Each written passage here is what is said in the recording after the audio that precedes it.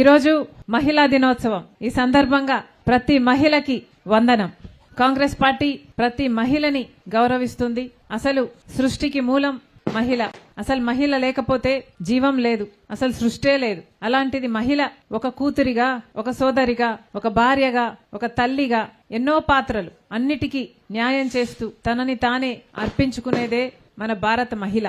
ఆ మహిళకి కాంగ్రెస్ పార్టీ శిరస్సు వంచి చేతులు జోడించి మనస్ఫూర్తిగా ప్రతి మహిళకి నమస్కరించుకుంటోంది. కానీ ఈరోజు మన భారతదేశంలో ప్రతి గంటకు 50 మంది మహిళల మీద దాడులు జరుగుతున్నాయి. మరి మహిళలకు మన భారతదేశంలో భద్రత ఉన్నట్టా లేనట్ట? నారీ చట్టాలు అని పెద్ద పెద్ద చట్టాలు చేసేవారే గాని నిజానికి మన దేశంలో అయితేనేమి, రాష్ట్రంలో అయితేనేమి మహిళలకి భద్రతా భావం లేదు. కేంద్రంలో బీజేపీ పార్టీ అధికారంలో ఉంది. ఈ బీజేపీ పార్టీకి ఉన్న చరిత్ర మణిపూర్లో మహిళల్ని నగ్నంగా బహిరంగంగా ఊరేగించారు. ఇది బీజేపీ పార్టీ చరిత్ర. అలాంటి బీజేపీ పార్టీ అధికారంలో ఉంది. మరి మహిళలకి భద్రత గాని గౌరవం గాని మన దేశంలో, మన రాష్ట్రంలో ఉందో లేదో సమాజము ఆలోచన చేసుకోవాలి. మహిళల్ని కేవలం ఒక ఓట్ బ్యాంక్ గా చూస్తోంది. మహిళలంటే ఓట్లేసే యంత్రాలు అయిపోయారు. ఎలక్షన్లు వస్తే మేనిఫెస్టోలో మహిళల కోసం ప్రత్యేకంగా కొన్ని పథకాలు, ఉదాహరణకు చంద్రబాబు గారే తీసుకుందాం. సూపర్ సిక్స్ లో 3 పథకాలు మహిళలకు చెందినవే. కానీ అవి ఏ మటుకు అమలయ్యాయి? మహిళా శక్తి, మహాశక్తి పథకం పేరు మహాశక్తి. గుర్తుందా? మీ అందరూ ఓట్లేశారు తల్లి. మహాశక్తి. ఈ మహాశక్తి పథకం ప్రకారం చంద్రబాబు గారు 18 ఏళ్లు నిండిన ప్రతి మహిళకు 50 సంవత్సరాల వరకు ప్రతి నెల 1500 రూపాయలు ఇస్తానని చెప్పాడు. అంటే సంవత్సరానికి 18,000 రూపాయలు. అలా మన రాష్ట్రంలో 1,80,00,000 మంది మహిళలున్నారు. చంద్రబాబు గారు ఒక్క నెలైనా ఇచ్చారా? ఎవరికైనా అందిందా? ఒక్క నెల కూడా ఇవ్వలేదు. ఒక్క మహిళకు కూడా ఇవ్వలేదు. అలాగే తల్లికి వందనం. ఎంతమంది బిడ్డలుంటే అంతమంది, 2, 3, 4 ఎంతమంది బిడ్డలుంటే అంతమందికి ఇస్తానన్నాడు. 15,000 ఇచ్చాడా? 20 లక్షల మందికి టోకరా పెట్టారు. 20 లక్షల మంది బిడ్డలకు, ఆ తల్లులకు టోకరా పెట్టాడు చంద్రబాబు గారు.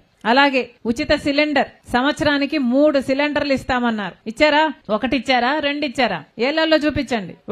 ఒకటే ఇచ్చారు. 2 సంవత్సరాల నుంచి చంద్రబాబు గారు మహిళలకు చేసింది ఏమిటా అంటే 1 సిలిండర్ ఇచ్చాడా? ఇప్పుడు మళ్ళీ సిలిండర్ ధర ఎంతట?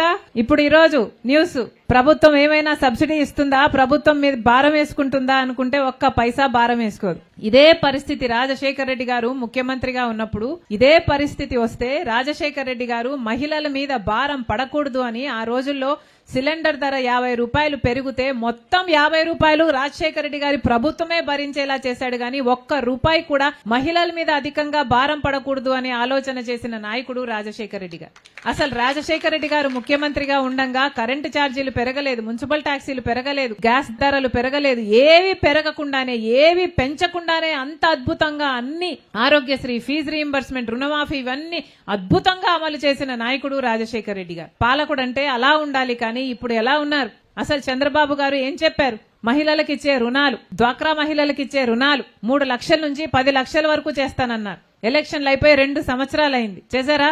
7,500 కోట్ల రూపాయలు బకాయిలు అలాగే ఉన్నాయి. 1,18,00,000 మహిళలు సంఘాలు అలాగే ఎదురు చూస్తూనే ఉన్నాయి. ఎప్పుడు ఇస్తాడా చంద్రబాబు గారు అని. కానీ చంద్రబాబు గారు ఏమిచ్చారు?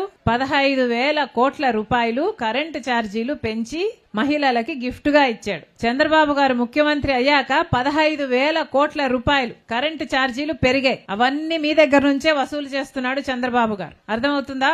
అది పాలకులకు మహిళల పట్ల ఉన్న చిత్తశుద్ధి. చంద్రబాబు గారు నిన్న మొన్న చూసాం, అంగన్వాడీ ఆశా వర్కర్లు ధర్నాలు చేస్తుంటే అర్ధరాత్రి లాఠీచార్జ్ చేసి వాళ్ళను పోలీస్ స్టేషన్లకు తీసుకువెళ్లారు. మరి మహిళలకు ఎక్కడుంది గౌరవం? వాళ్ళు అడిగింది ఏమిటి? చంద్రబాబు గారు ఎన్నికలప్పుడు ఇచ్చిన హామీని అమలు చేయండి సార్ అని అడిగారు. మా జీతాలు పెంచండి సార్ అని అడిగారు. అది కూడా అడగకూడదా మహిళలు? అది అడిగినందుకు వాళ్ళ మీద ఇంత దారుణంగా వ్యవహరించారు. మరి పాలకులకు మహిళల మీద చిత్తశుద్ధి ఉందా లేదా సమాజం ఆలోచన చేసుకోవాలి. ఈ రోజు మహిళా దినోత్సవం. మహిళల్ని గౌరవించిన ఏకైక పార్టీ ఇందాక నా చెల్లి చెప్పినట్టు ఒక్క కాంగ్రెస్ పార్టీ మాత్రమే. మహిళల్ని నాయకురాళ్లుగా చేసిన పార్టీ కాంగ్రెస్ పార్టీ మాత్రమే. అందుకే చెప్తున్నాం, ఈ కాంగ్రెస్ పార్టీ ఇప్పుడే కాదు, ఇంతకు ముందు కూడా మహిళల్ని నెత్తిన పెట్టుకుంది, ఇప్పుడు మహిళల్ని నెత్తిన పెట్టుకుంటుంది, ఇక ముందు కూడా మహిళలను నెత్తిన పెట్టుకుంటుంది. అన్న చెప్పినట్టుగా, జేడీసీల అన్న చెప్పినట్టుగా కాంగ్రెస్ పార్టీకి మతం లేదు, కులం లేదు. అన్ని మతాలు మావే, అన్ని కులాలు మావే. కాంగ్రెస్ పార్టీ అందరికీ అండగా నిలబడిన పార్టీ.